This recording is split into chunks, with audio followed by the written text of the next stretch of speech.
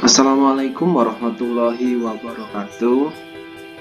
Gimana nih kabar kalian semua? Semoga baik-baik saja ya. Amin ya rabbal alamin. Pada kesempatan kali ini kita akan belajar mengenai matematika, ilmu statistik yakni analisis varians.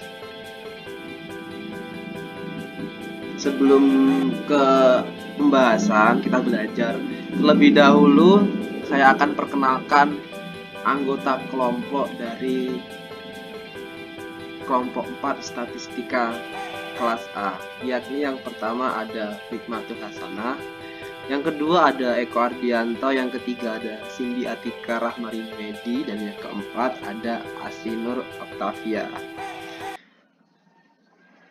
Sekarang ke materinya. ANAVA atau kepanjangannya analisis variance. ANA dari analisis dan VA dari variance. Tapi untuk pembelajaran kali ini kita hanya belajar ANAVA yang sederhana, yaitu ANAVA satu arah. Jenis-jenis variance. Tapi sebelum ini pastinya kita sudah belajar mengenai banyak jenis varian, dari varian sampel, varian populasi, dan sebagainya. Nah, itu semua secara umum varian dapat digolongkan ke dalam dua macam, yakni varian sistematik dan varian galat. Varian sistematik adalah variasi pengukuran karena adanya pengaruh yang menyebabkan skor atau nilai data lebih condong ke satu arah tertentu dibandingkan ke arah lain. Setiap pengaruh alami atau buatan manusia yang menyebabkan terjadinya peristiwa dapat diduga atau diramalkan ke dalam arah tertentu, merupakan pengaruh sistematik sehingga menyebabkan terjadinya varian sistematik. Salah satu jenis varian sistematik dalam kumpulan data hasil penelitian adalah varians antar kelompok atau sering kita sebut juga varians eksperimental. Varians ini menggambarkan adanya perbedaan atau variasi sistematik antara kelompok-kelompok hasil pengukuran. Dengan demikian, varians ini terjadi karena adanya perbedaan antar kelompok-kelompok individu. Kita ke contoh soalnya. Contoh 1, misalkan ada 4 kelas siswa, tiap kelas banyak muridnya sama, sedang belajar bahasa Inggris. Masing-masing kelas diajar oleh seorang guru, dan tiap guru menggunakan metode mengajar yang berbeda. Sebut metode A, metode B, metode C, dan metode D. Nah, berarti di situ setiap kelas itu digunakan metode yang berbeda-beda. Misalnya kelas 1A, metode A, kelas 1B, metode B, dan seterusnya gitu. Nilai hasil ujian akan hasil ujian akhir proses belajar untuk tiap metode rata-ratanya sebagai berikut. Itu bisa kita lihat bersama-sama di tabel. Untuk metode A rata-ratanya 67,3, untuk metode B 76,5, untuk metode C 56,9, dan untuk metode D yakni 63,7. Kita ke penyelesaiannya. Anggap rata-rata ini sebagai data biasa lalu hitung variansinya. Diperoleh varians antar kelompok ABCD besarnya dihitung sebagai berikut. Karena tiap kelas banyak muridnya sama, di soal tadi sudah diketahui, maka rata-rata keempat data itu, mohon maaf, untuk dua ini seharusnya 1/4, bukan 1/2. Ini kesalahan dalam pengetikan kami. 1/4 dikali dalam kurung semua rata-rata dari A, B, C, D itu dijumlahkan sehingga menghasilkan 66,1.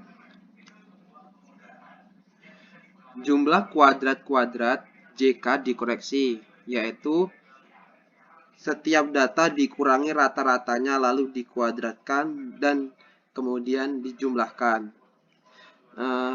Dari sini yang dimaksud rata-rata A dikurang rata-rata keempat metode dikuadratkan lalu dijumlahkan rata-rata B dikurang keempat rata-rata dikuadratkan dijumlah dan seterusnya.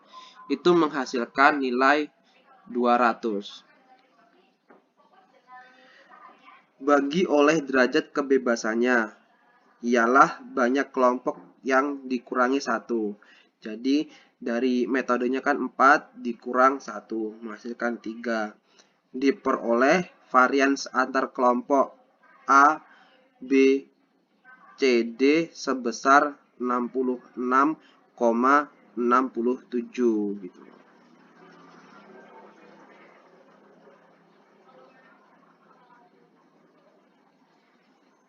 Untuk 66,7 itu dihasilkan dari 200 dari jumlah kuadrat-kuadrat JK dibagi 3 derajat kebebasannya menghasilkan 66,67.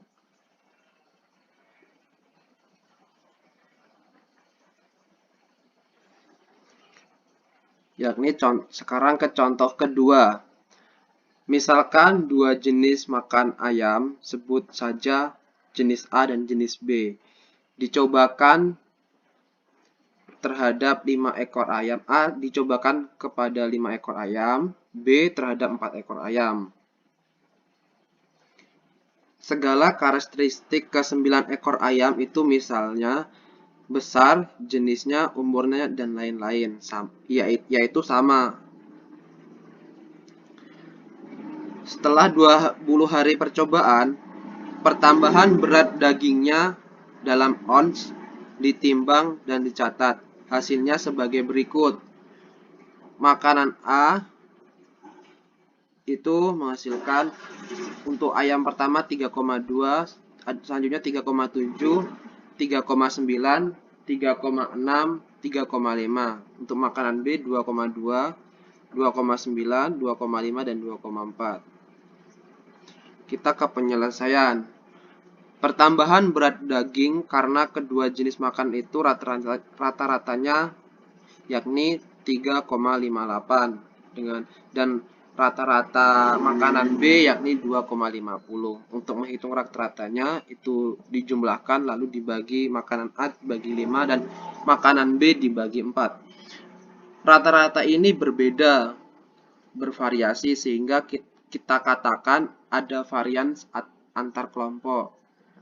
Berhubung rata-ratanya tadi berbeda makanan A dan makanan B, berarti itu ada varians antar kelompok. Kita hitung dulu varians ini sebagai berikut. Karena ukuran sampel berbeda, maka rata-rata untuk kedua rata-rata di atas adalah 5 dikali rata-rata makanan A 3,58 dijumlahkan 4 anggota B itu 4 dikali rata-rata dari B 2,50 per seluruh ekor ayam, seluruh jumlah ayam tadi 9 dibagi 9 menghasilkan 3,1. Jumlah kuadrat JK dikoreksi untuk makanan A. Jadi tadi dari 5 ekor ayam dikurang rata-ratanya 3 rata-rata dari makanan A 3,58 dikurang 3,1. Itu dikurang kedua rata-rata dikuadratkan sehingga menghasilkan 1,152. Dan JK dari makanan B, makanan B kan terdapat 4 ekor ayam, dan rata-rata makanan B itu kan 2,50 dikurang kedua rata-rata 3,1, itu kedua rata-ratanya. Nah, kemudian dikuadratkan menghasilkan 1,44. JK dikoreksi untuk kedua rata-rata antar kelompok ini adalah JK makanan A dijumlahkan dari JK dikoreksi makanan B itu menghasilkan 2,592. Jika JK dikoreksi ini dibagi oleh derajat kebebasan, derajat kebebasannya 2 dikurang 1 sama dengan 1. Diperoleh varians antar kelompok yakni 2,592 tetap karena dibagi 1. Sekarang digabungkan ke 9 buah data itu, lalu hitung variansnya. 9 data tersebut kita gabungkan. Dengan jalan ini kita peroleh varians lain yang dinamakan varians total. Untuk mengetahui varians total, seperti biasa digunakan rumus V5 yang untuk itu diperlakukan rata-rata ke 9 data. Setelah dihitung besarnya 3,1. Jika dikoreksi total ke 9 data itu 3,2 dikurang 3,1 kuadrat, 3,7 dikurang 3,1 kuadrat, seterusnya 3,9 dikurang 3,1 kuadrat, sampai yang paling terakhir itu yang makanan B, ayam ke-9 itu 2,4 dikurang 3,1 kuadrat, menghasilkan 31,2. Setelah dibagi oleh derajat kebebasannya 9 kurang 1, yang 8. 31,2 dibagi 8 menghasilkan varians total 0,39. Varians total ini berisikan semua sumber variasi dalam skor yang sudah diketahui, satu di antaranya adalah varians antar kelompok. Sekarang mari kita cari jenis varians lainnya. Untuk ini kita hitung varians makanan A dan varians makanan B, lalu dicari rata-ratanya. Yang diperoleh adalah varians lain yang dinamakan varians dalam kelompok, atau kadang-kadang pula kita sebut varians galat, varians dalam kelompok. Perhitungannya adalah sebagai berikut. JK dikoreksi dari data makanan A. Itu rumusnya, makanan A tadi kan 3,2 dikurang rata-ratanya 3,58 dikuadratkan, seterusnya 3,7 dikurang 3,58 kuadratkan, sampai ayam yang kelima dari makanan A 3,5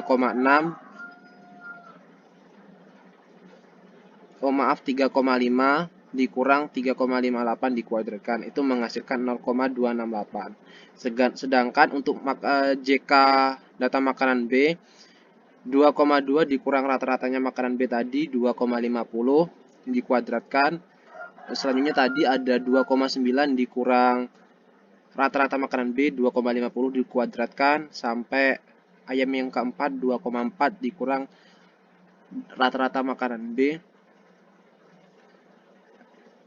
2,50 dikuadratkan menghasilkan 0,25. Kedua JK ini 0,268 dijumlahkan dengan 0,25 menghasilkan 0,528.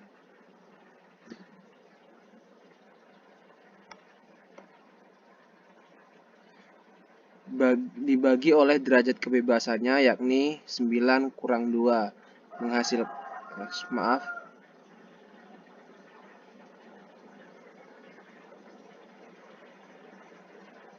dibagi menghasilkan 0,0754. Dari contoh di atas diperoleh kenyataan berikut.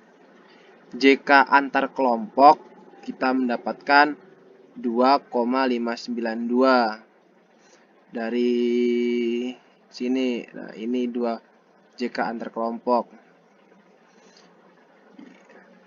Untuk JK dalam kelompoknya kita mendapatkan 0,528. Yang jika dijumlahkan menghasilkan, yang dijumlahkan dari JK antar kelompok dan dalam kelompok itu menghasilkan 3,12. Jumlah ini sama dengan JK dikoreksi total. Sehingga muncullah sebuah rumus JK total sama dengan JK antar kelompok dijumlahkan JK dalam kelompok.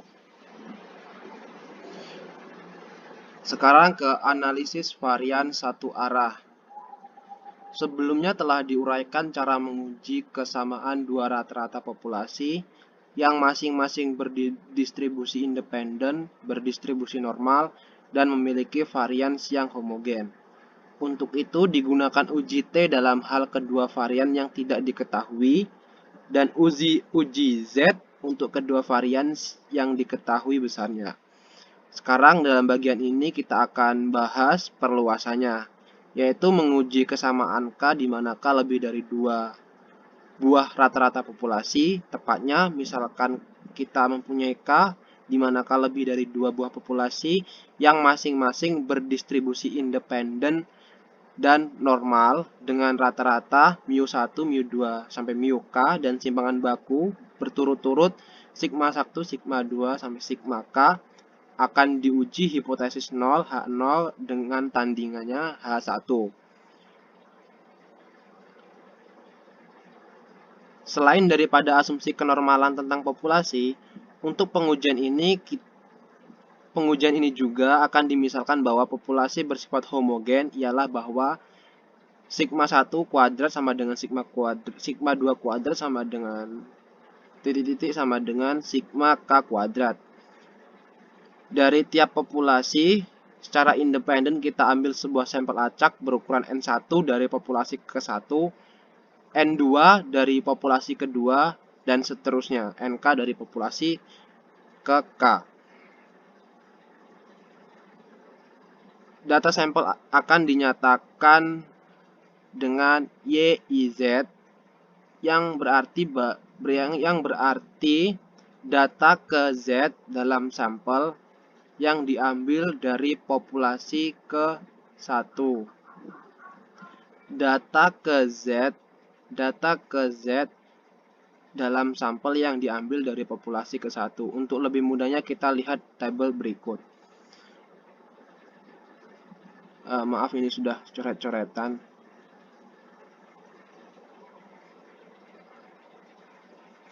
Berarti ini untuk yang ini berarti data pengambilan data sampel ke-1 untuk populasi ke-1. Yang ini data sampel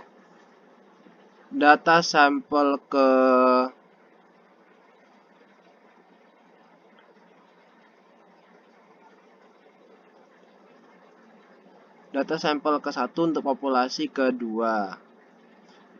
Ini data sampel ke-1 untuk populasi ketiga dan seterusnya.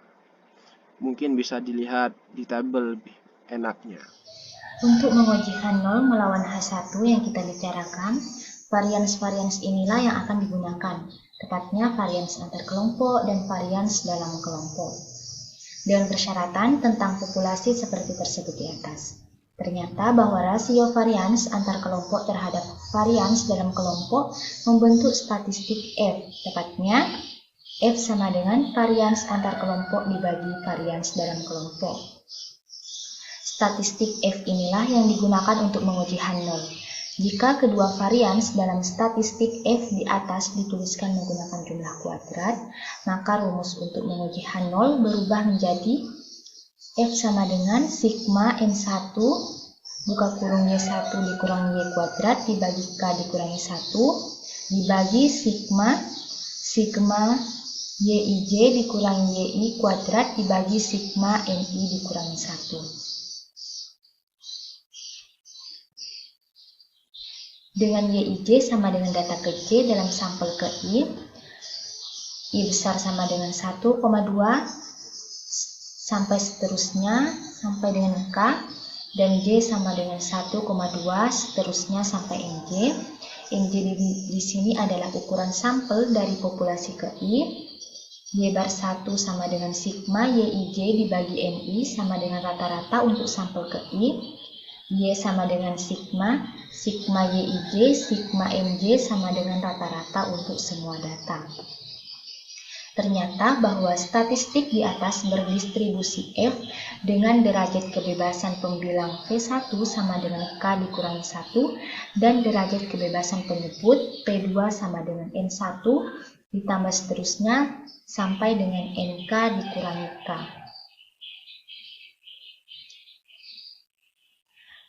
Untuk memudahkan perhitungan, rumus diubah seperlunya dan akan digunakan simbol-simbol berikut. RY sama dengan J kuadrat sigma NI dengan J sama dengan J1 ditambah J2 sampai seterusnya sampai dengan JK. AY sama dengan sigma JI kuadrat NI dikurangi RY. Sigma Y kuadrat sama dengan jumlah kuadrat dikurangi kuadrat dari semua nilai pengamatan. Dan DY sama dengan sigma Y kuadrat dikurangi RY dikurangi AY.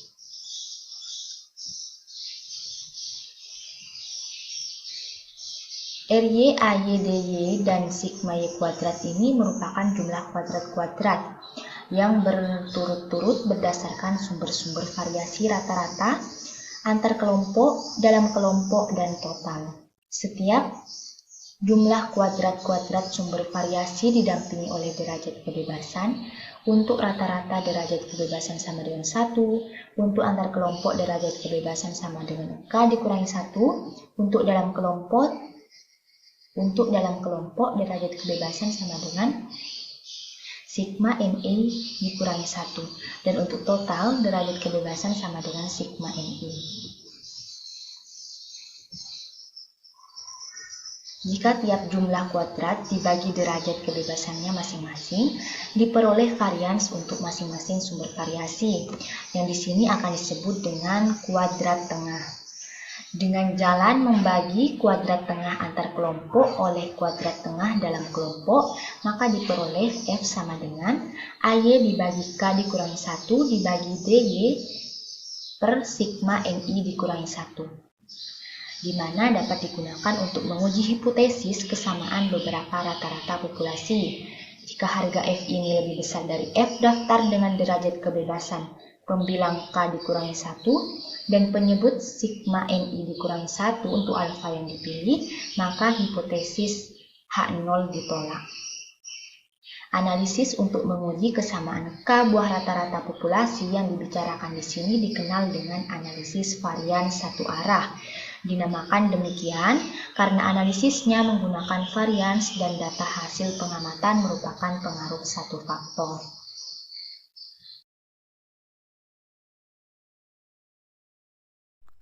Untuk memudahkan analisis, satuan-satuan jumlah kuadrat atau JK yaitu RY, AY, DY, dan sigma Y kuadrat sebaiknya disusun dalam daftar analisis varian sebagai berikut. Untuk sumber variansi rata-rata dengan DK1 dan jumlah kuadrat RY, kuadrat tengah R adalah RY per 1. Untuk sumber variansi antar kelompok dengan DK K-1 dan jumlah kuadrat AY, kuadrat tengah R adalah AY per K-1.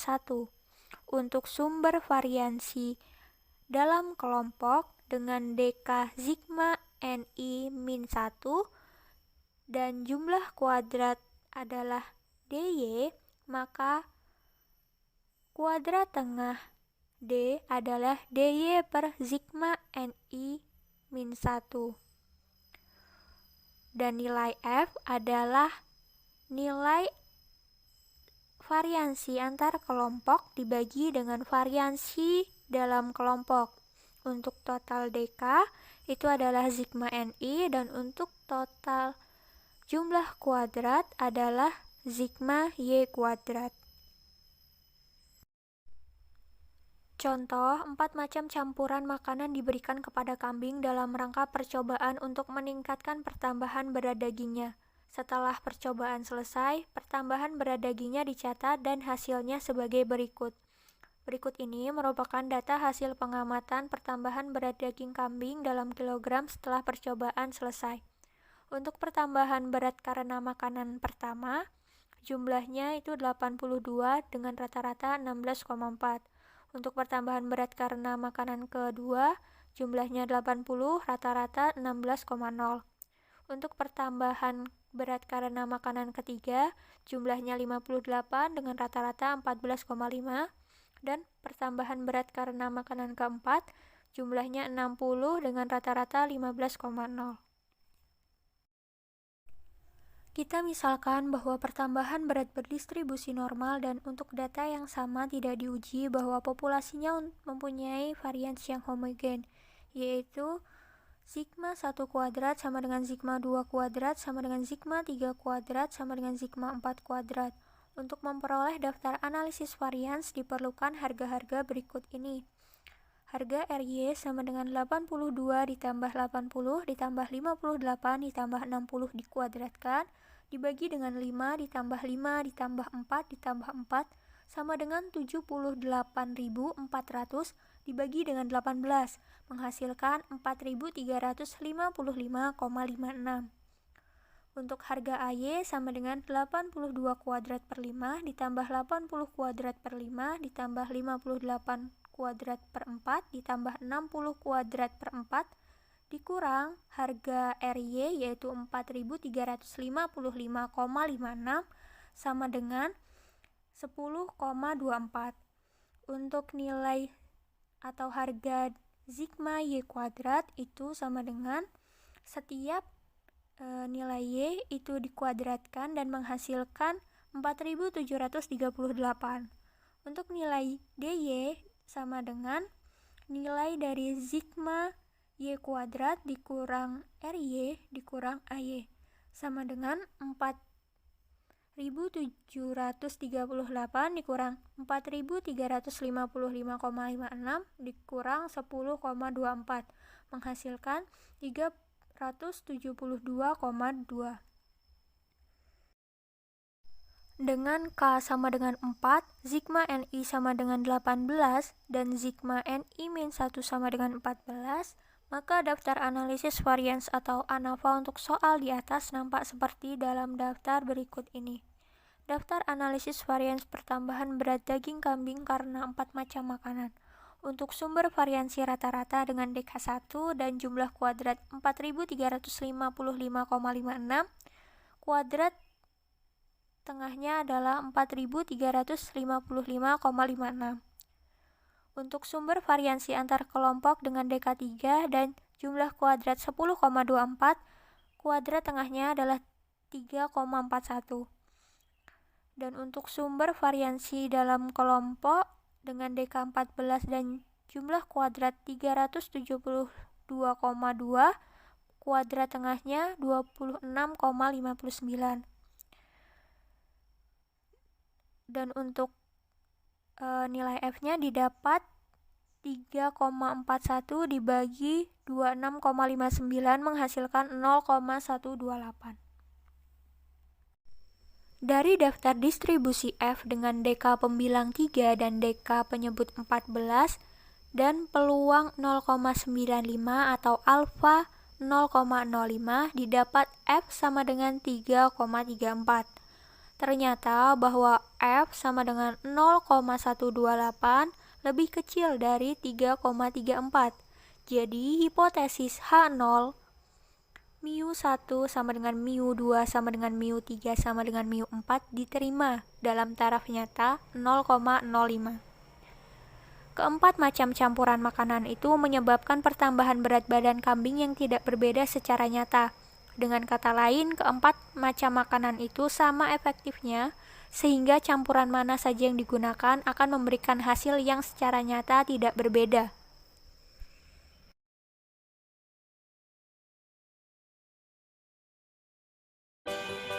Demikianlah video singkat pembelajaran mengenai analisis varians dari kelompok 4 statistika. Apabila dalam penyampaian kelompok 4 masih banyak kekurangan, saya mohon maaf yang sebesar-besarnya, dan kepada Allah saya mohon ampun. Saya akhiri. Wassalamualaikum warahmatullahi wabarakatuh.